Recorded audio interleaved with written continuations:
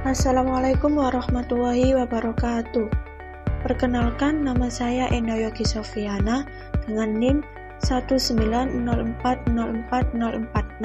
dari PGSDB. Sini saya akan menjelaskan sedikit mengenai pendekatan pembelajaran IPS di SD.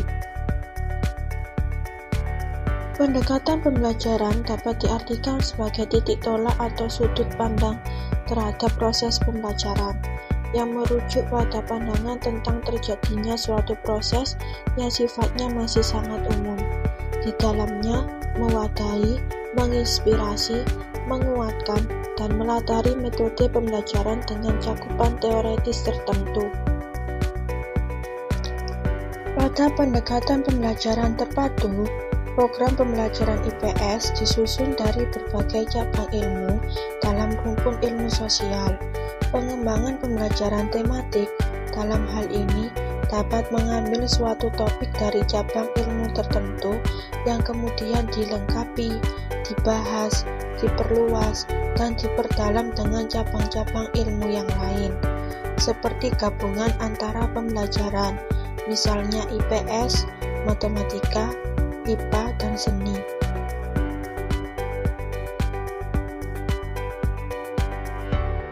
Jenis pendekatan ada dua, yaitu yang pertama ada student centered approach, yaitu pendekatan pembelajaran yang berorientasi atau berpusat pada siswa, seperti pendekatan inquiry.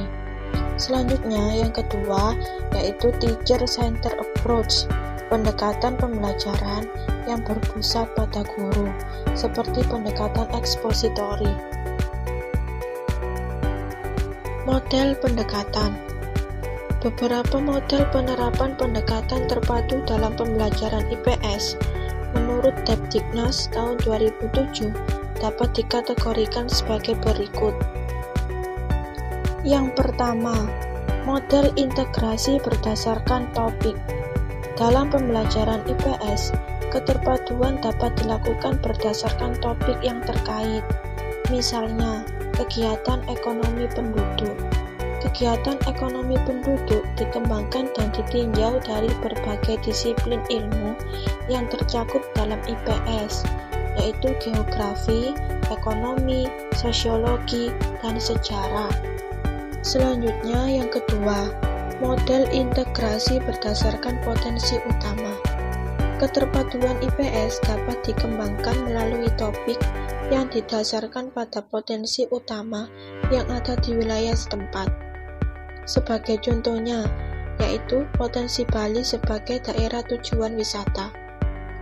Pembelajaran yang dikembangkan tentang kebudayaan Bali dikaji dan ditinjau dari faktor alam, historis, kronologis, dan kausalitas, serta perilaku masyarakat terhadap aturan.